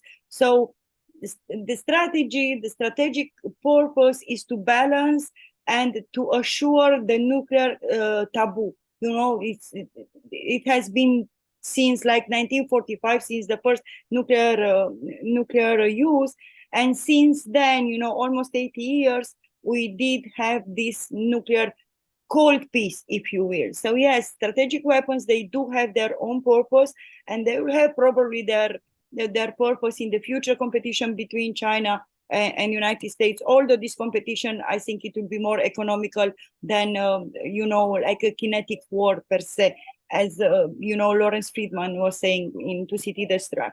So basically, they do have this purpose to deter, to create that balance of power, which we are speaking about so much when we approach from a realist perspective. Yes, they do have this role. Otherwise, a world free of nuclear weapons, I don't think it's going to happen during our lifetime anyway. And maybe even this is the good side of those nuclear arsenals, to keep some balance or to avoid a third nuclear war. Because definitely hopefully not, if there is going to be a third world war, for sure that one is going to be, the last one, is going to bring the world to an end as we know it. So yes, they do have this strategic role, but my point and what I am trying to underline is that there are enough nuclear weapons in the world, enough to deter or to create the balance of power. We really don't have to build or to pursue to increase the current arsenals. And we do have to discourage maybe other small states, to pursue the nuclear capabilities, although this is quite impossible, particularly after the beginning of this war, because now every country is thinking that the possession of a nuclear arsenal is going to deter or to stop a kind of invasion.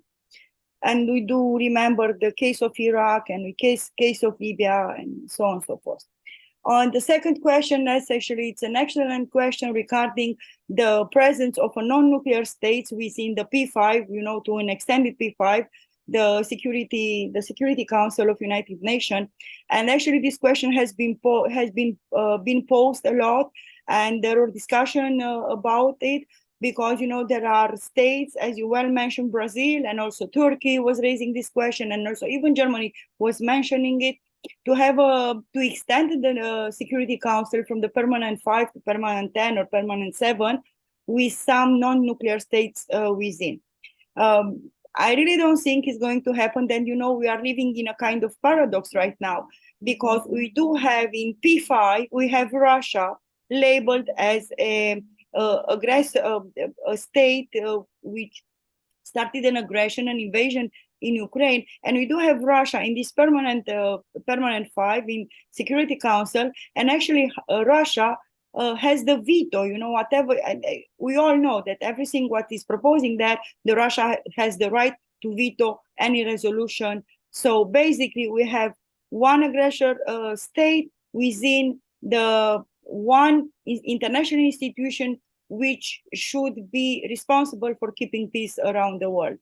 The discussion about non-nuclear states, or even about the expansion of the Security Council, the permanent memberships, I think is going to happen maybe in a very strong shifting of international world order, because, you know, even the Security Council as we know it, it came to life. It took life after the end of the Second World War. So basically, we need like a world conflagration to reshape the face and the purpose of this institution. It would be beneficial, there is no doubt, because it would be like a member who understand also from the other position of a non-nuclear state, you know, to contest, to challenge the discussion and maybe the resolution and so on and so forth. But I don't really believe that it is going to happen, not at least in the near future. Thank you, Ioana. I absolutely agree with you, and thank you very much for your insights. Unfortunately, we now really ran to an end to our panel. Thank you all so much to all our 5 panelists. Very interesting 5 presentations. That's why we extended a little bit the time. Thank you also for your patience and for your presence, both here in the auditorium and online. Now we are going to have a short break, but at 3:30 we are going to start the next panel. Thank you all very much. Thank you.